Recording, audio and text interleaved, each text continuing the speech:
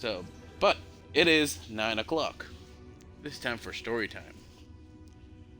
So, this is one that I've actually told to a few people, and I've actually enjoyed saying this. So I think you're gonna get a kick out of it, and you're going to have a few questions on how this went down.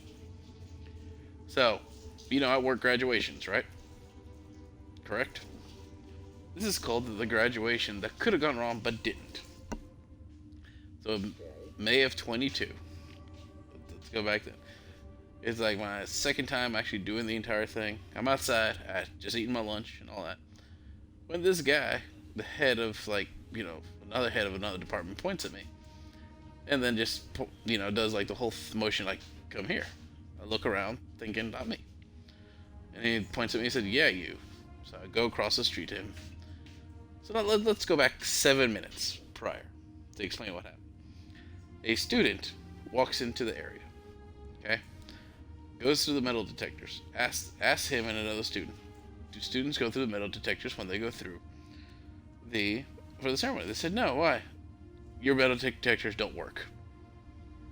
What he didn't know, they're silent alarms, so they just do like a little light buzzer. Right. Okay, forward 7 minutes. Guy is talking to me, and then tells me all that happens. I'm like, so what are we supposed to do? We need to find this guy, because we don't know what this guy's up to. Okay. And then, so he goes in another direction. Where are you going? I said, I'm getting the police.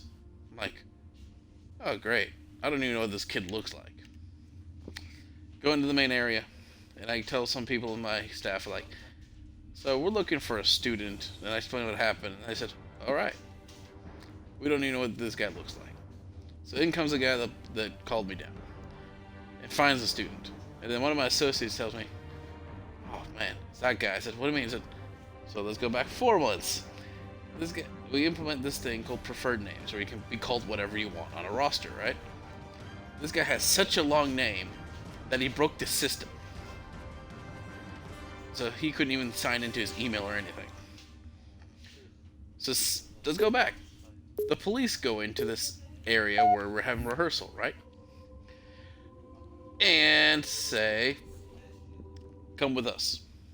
So he brings them, and then they tell me to follow them outside. I follow them all outside. I'm like, listen up, noble team. We're looking at a downed relay outpost 50 clicks from Visegrad. We're going to introduce ourselves to whoever took it out, and then Kat's going to get it back online. Get me under the hood, Commander. So why would rebels want to cut off reach from the rest of the colony? Okay, so you get a chance, maybe you can ask him, George. This is what I'd tell him. Alright, please tell him. We can either give you a pat down. Commander, we just lost our signal with HQ. Backup channels.